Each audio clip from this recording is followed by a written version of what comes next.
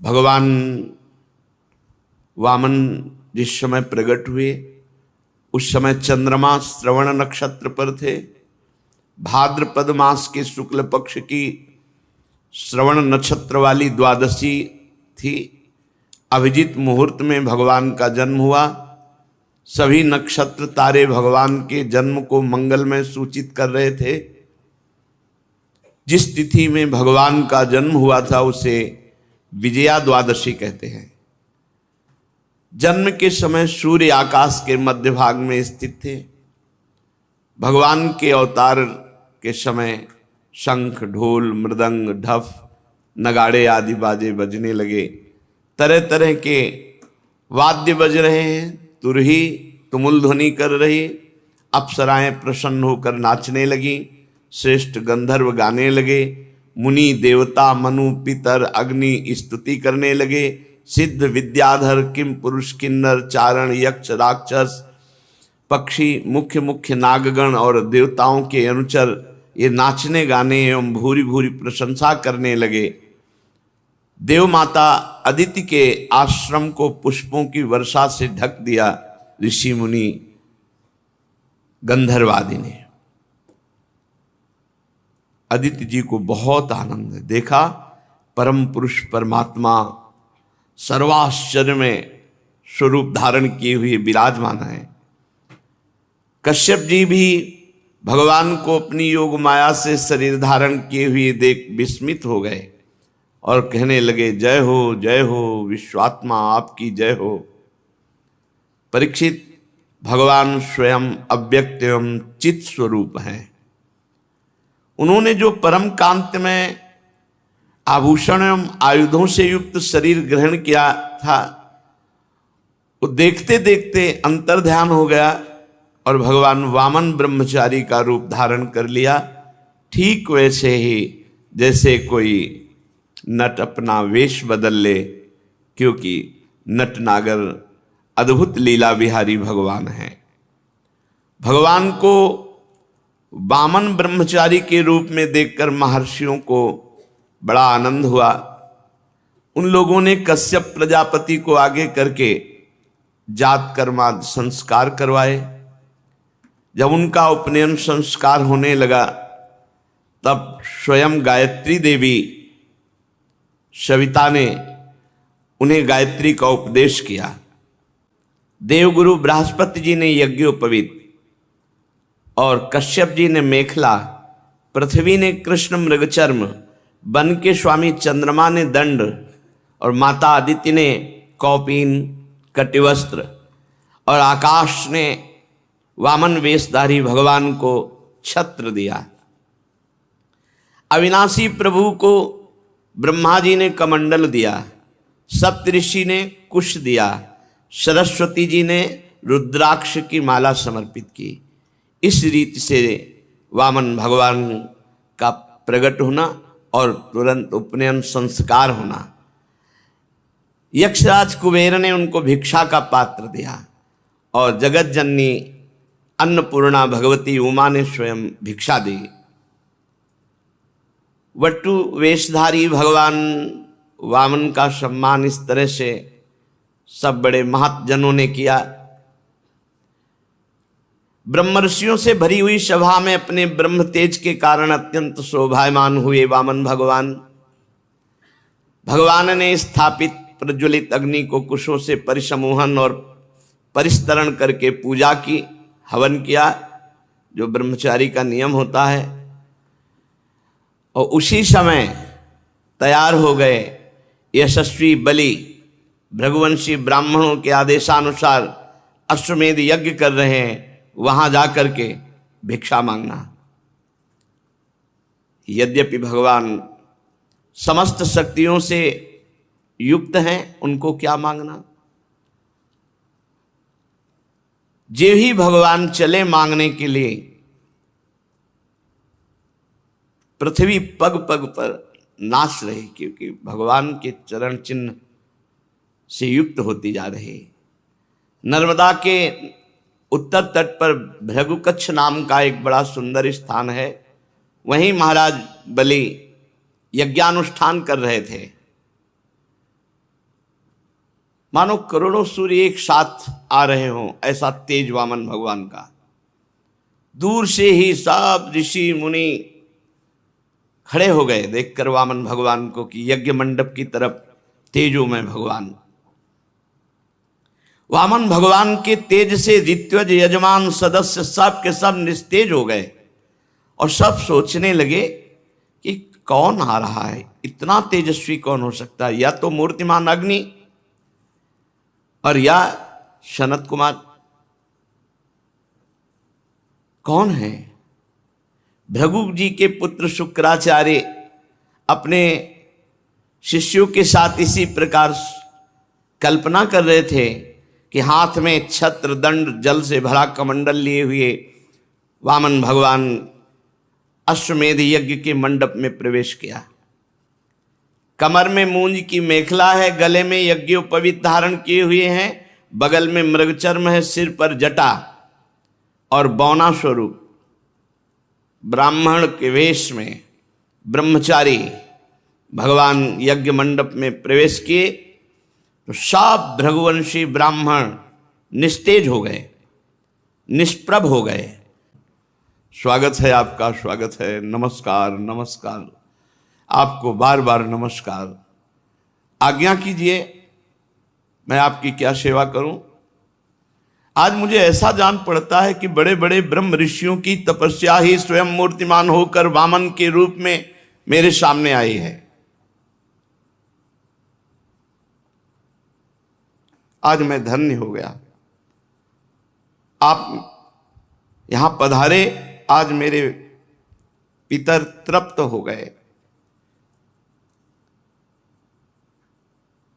आज मेरा कुल वंश पवित्र हो गया, आज मेरा यज्ञ सफल हो गया। हे वामन ब्राह्मण कुमार, पता नहीं आपके पांव पखारने से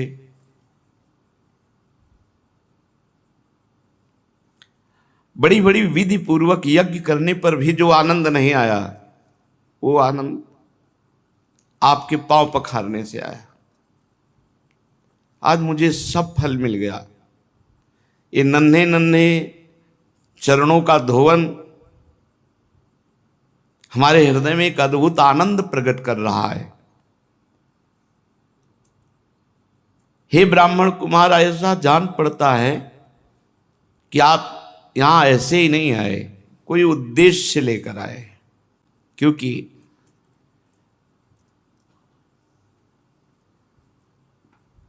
आपके चेहरे से पता चलता है कि आप कुछ मांगना चाहते हैं, कुछ उद्देश्य लेकर आए।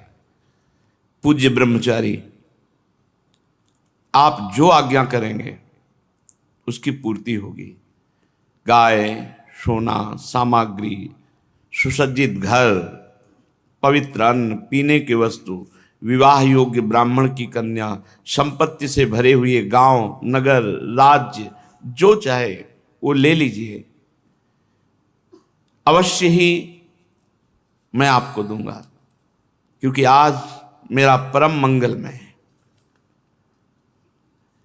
आप पधारे, इससे परम मंगल। आप जो चाहे।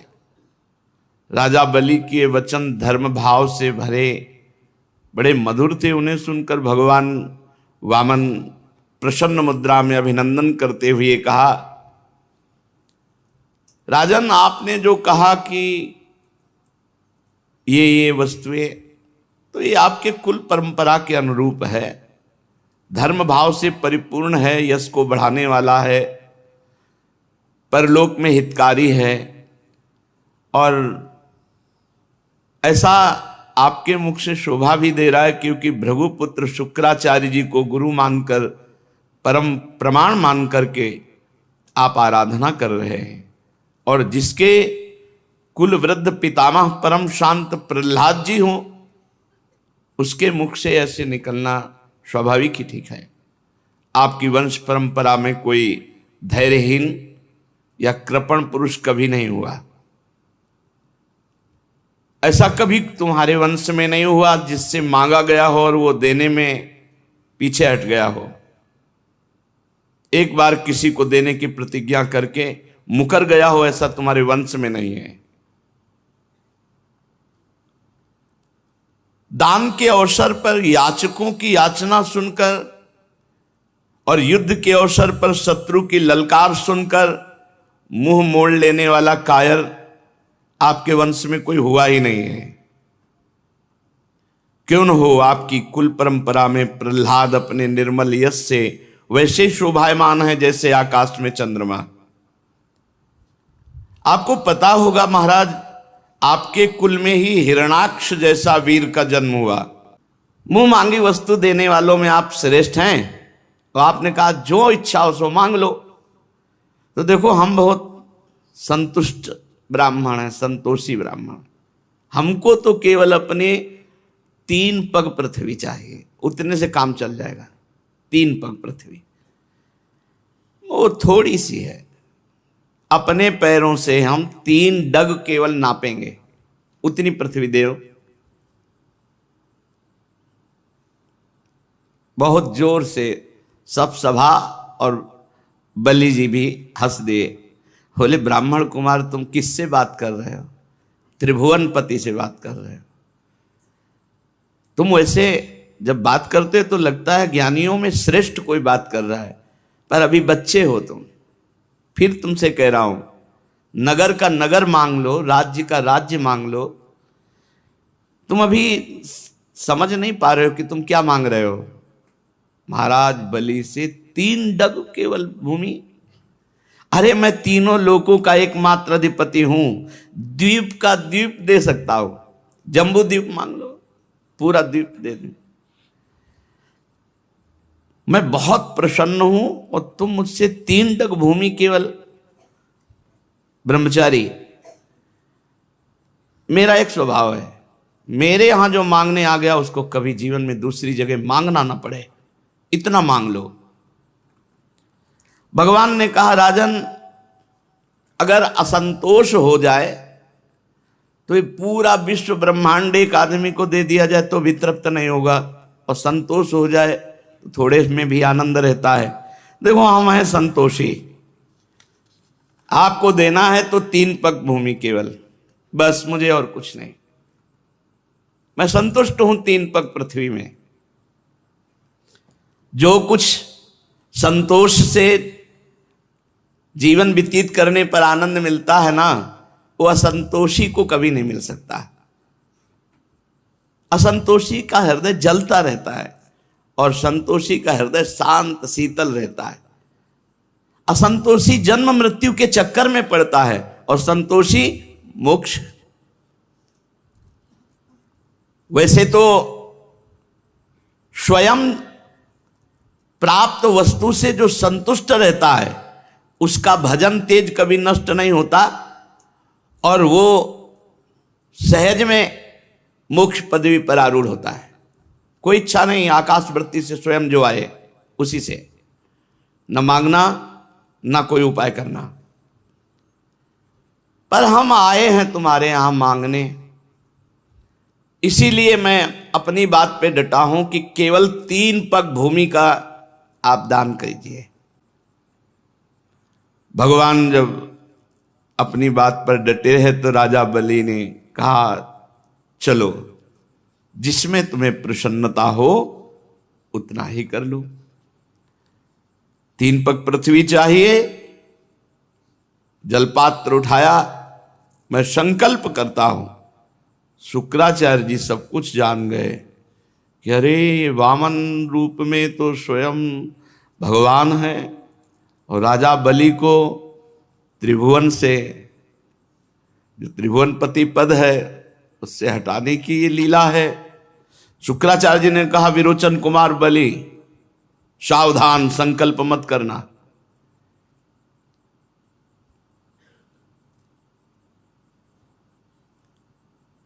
ये स्वयं अविनाशी भगवान श्री हरि हैं।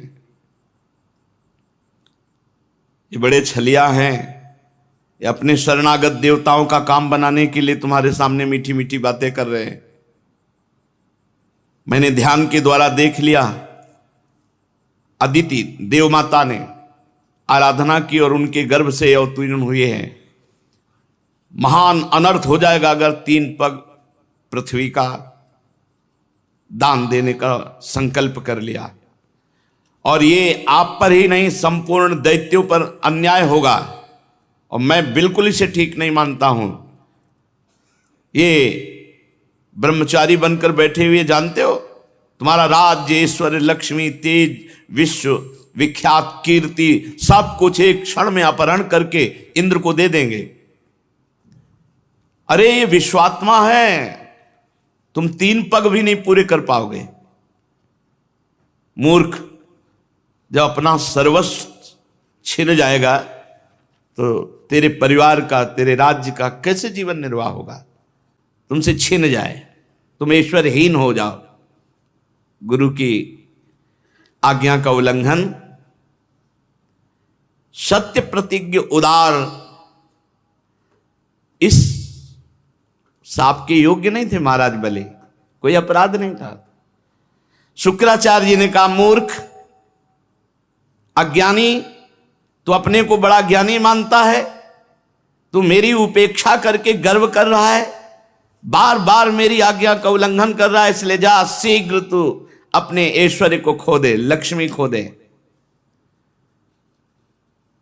राजा बलि बड़े महात्मा स्वभाव के थे, गुरुदेव का शाप सिर पर स्वीकार किया और दंडवत की, पर वो इस बात में नहीं डिगे 3 पग पृथ्वी देने के लिए। वामन भगवान की विधि पूर्वक पूजा के हाथ में जल लेकर 3 पग भूमि का संकल्प कर दिया। उसी समय राजा बलि की पत्नी विंध्यावली, जो मोतियों के गहनों से सुसज्जित थी, वहां आई और अपने हाथों से वामन भगवान के चरण पखारने के लिए जल से भरा हुआ स्वर्ण का कलश ला कर दिया। बलि ने पुनः दोबारा भगवान के चरण धोए और चरणों का वह विश्व पावन जल अपने सिर पर चढ़ाया। देवता लोग ये देख करके, सौभाग्य इतना बलि का देख के कि हमको राज्य तो मिलेगा ही अब, क्योंकि भगवान ने ठान लिया है, लेकिन जो बलि को मिल रहा है वो मुझे नहीं मिला, बलि आगे ही रहेंगे। देवता लोग पुष्पांजलि बलि के ऊपर चढ़ाने लगे कि धन्य है राजा बलि, तुम्हारा अलौकिक कार्य धन्य है। अब जे ही संकल्प हो गया तो बड़ी अद्भुत घटना घटी। यज्ञ मंडप के बाहर एक चरण जे ही बढ़ा तो बस बढ़ते ही चला गया। सब आश्चर्यचकित, वामन भगवान का पृथ्वी, आकाश, दिशाएं, स्वर्ग, पाताल, समुद्र, पशु पक्षी, मनुष्य, देवता, ऋषि सब समाते चले जा रहे हैं, भगवान का चरण बढ़ता चला जा रहा है। सब ऋषि मुनि आश्चर्यचकित है, इतना बड़ा भगवान का रूप हो गया कि चरण तल में रसातल, चरणों में पृथ्वी, पिंडलियों में पर्वत, घुटनों में पक्षी, जांघों में मरुदगण, बढ़ता। भगवान के विशाल स्वरूप का कौन वर्णन करे। सर्वात्मा भगवान संपूर्ण जगत को नाप लिया। भगवान का उसी समय सुदर्शन चक्र गरजते हुए, भयंकर टंकार करने वाला सारंग धनुष, पांचजन्य शंख, कौमोद की गदा, 100 चंद्राकार चिन्हों वाली ढाल, विद्याधर नाम की तलवार, अक्षय बाणों से भरे 2 तरकस, लोकपालों के सहित भगवान के सुनंदादि पार्षदगण, ये सब उपस्थित हो गए।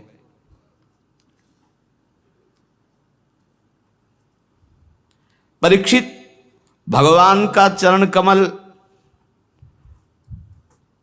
ये जब ब्रह्मलोक पहुंचा, यहां से बढ़ता हुआ ब्रह्मलोक, ब्रह्मा जी ने देखा, अरे ये तो श्री भगवान का श्री चरण है। तो नखचंद्र की छटा से सत्यलोक फीका पड़ गया। भगवान के चरणों की नख कांति से ब्रह्मलोक फीका पड़ गया।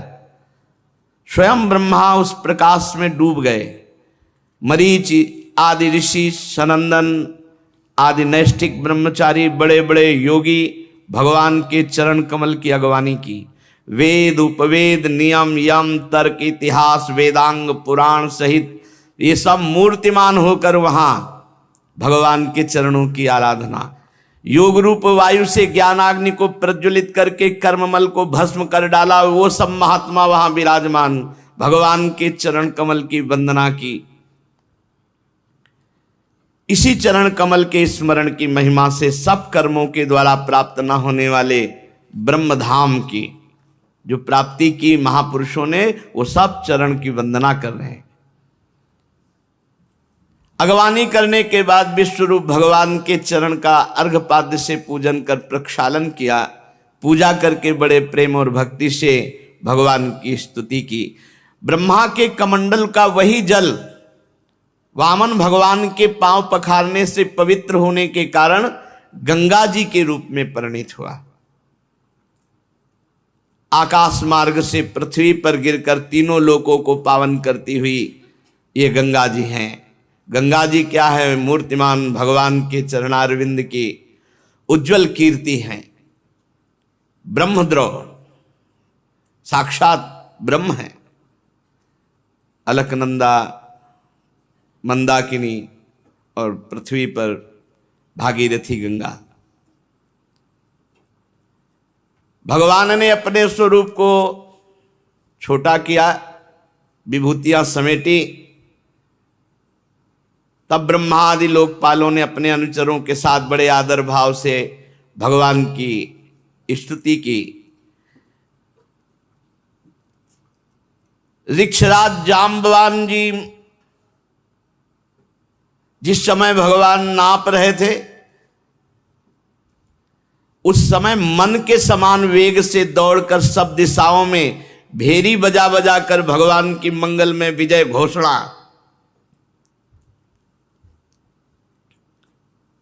तभी वो जब कौन जाए समुद्र के पार, तो कह रहे हैं कि समुद्र क्या, बूढ़ा हो गया हूं। नहीं तो जितने में भगवान ने 2 पग पृथ्वी नापी थी, उतने में 7 परिक्रमा पूरे ब्रह्मांडों की, और हर जगह जय घोष वामन भगवान की जय। मन के वेग के समान, मन के वेग के समान। अब तो आकाश में समस्त दिशाओं में कि गलत है, गलत है।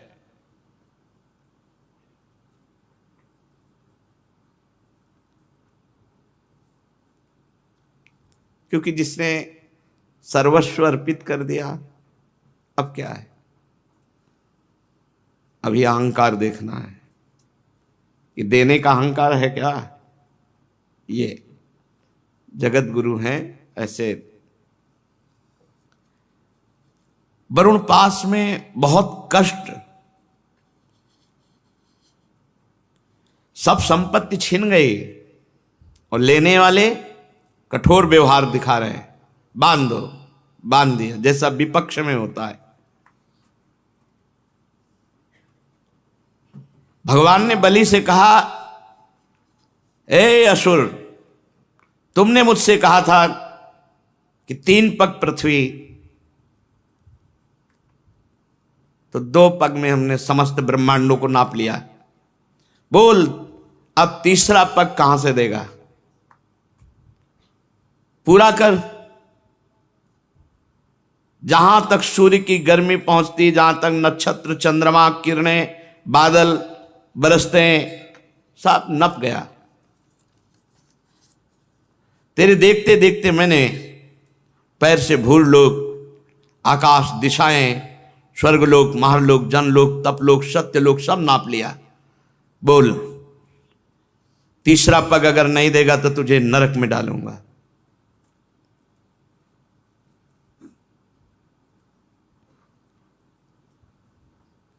ये संभाले तो संभल सकता है, नहीं तो ऐसी कैसे ऐसे हो सकता है।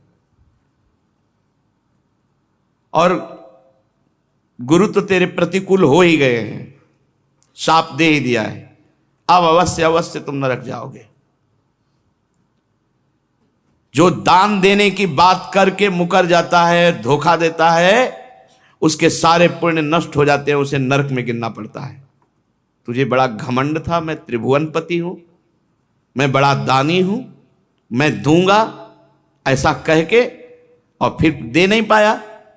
अब तीसरा पग पूरा करने तुझे नरक भोगना पड़ेगा। महाराज बलि ने कहा, आराध्य देव, आपकी बड़ी पवित्र कीर्ति है, तो क्या आपने ये समझा कि मैं झूठ बोल रहा था कि तीसरा पग, 3 पग पृथ्वी नहीं दे पाऊंगा? ऐसा नहीं है, मैं आपको सत्य बोल रहा हूं और सत्य दिखाऊंगा। आप धोखे में नहीं हैं। 2 पग से हमारी संपत्ति नापी, अब तीसरा पग से मुझे नापो, क्योंकि मैं संपत्ति से अलग हूं, मैं संपत्तिवान था। अब अपना चरण मेरे माथे पे रखो, उसी वामन रूप में नापो मेरे को। 1 पग मैं हूं, क्योंकि भगवान वामन रूप में है। मैं झूठ नहीं बोला था, और ये भी नहीं कह रहे कि आपने छल किया है। आपकी पवित्र कीर्ति है। आप मेरी बात को असत्य समझते हैं, ऐसा नहीं, मैं उसे सत्य कर दिखाता हूं। आपको धोखे में नहीं डाला। आप कृपा करके तीसरे पग को मेरे मस्तक पर धार, और ये नरक में जाने का भय किसी और को दिखाओ, हमें नहीं। देखो, ये भक्त का हृदय होता है। आप मुस्कुरा रहे हो ना, मुझे दुख भरे पास में बांध करके, मुझे कोई दुख नहीं है इससे। आप ऐसा दिखा रहे हो ना कि मेरे पास अब फूटी कौड़ी भी नहीं बची है, गुरु भी विपरीत हैं, और आप भी मुझे दंड दे रहे हैं, इस पर मुझे बिल्कुल कोई भय नहीं है। मैं डरता हूं तो केवल इस बात से कि मुझसे कोई त्रुटि ना हो जाए, अपराध ना बन जाए। अपने पूजनीय गुरुजनों के द्वारा जो दंड दिया जाता है वो तो पावन करने वाला होता है, और मैं ऐसा दंड चाहता हूं, क्योंकि ऐसा दंड ना माता पिता भाई बंधु नहीं दे सकते, वो तो गुरुजन ही दे सकते हैं। प्रभु, आप छिपे रूप से अवश्य ही हमें श्रेष्ठ शिक्षा दी है। आप हमारे परम गुरु हैं। जब कोई धन से मतवाला होता है, बल से मतवाला होता है, अहंकार से मतवाला होता है, तो आप उसे ठीक करते हैं, उसको ज्ञान नेत्र प्रदान करते हैं, उसके अहंकार का नाश करके। ये परम उपकार है नाथ। मैं कैसे बताऊं कि आप कितना उपकार हमारे ऊपर किए। अनन्य भाव से योग करने वाले योगीगण जो सिद्धि प्राप्त नहीं कर पाए, वो सिद्धि मुझे प्राप्त हुई। कि बलि जी पर इतनी कृपा, तो साष्टांग भगवान के चरणों में लौट गए, और फिर जो भगवान से वार्ता हुई वो आगे।